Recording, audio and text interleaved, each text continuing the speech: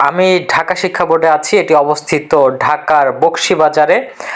এখানে SSC, HSC এবং জেএসসির সকল ডকুমেন্ট এখান থেকে করা হয়।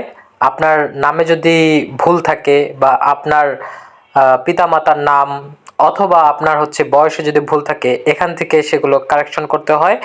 এখন অনলাইনে সব কিছু আবেদন করে তারপরে কাগজপত্র ডকুমেন্ট নিয়ে এখানে আসতে হয়। এখানে এসে তারা যদি মনে করে যে না এটি আমরা সংশোধন করে দিব, অথবা তারা যদি মনে করে যে না এটির মিটিংয়ের দরকার আছে, তাহলে তারা একটা মিটিং বোর্ড বসাবে। সেখানে আপনার সব কিছু প্রমাণ করতে হবে যে না এইটা আমার ভুল গিয়েছে, আমি এখন এটি সংশোধন করাতে চাচ্ছি।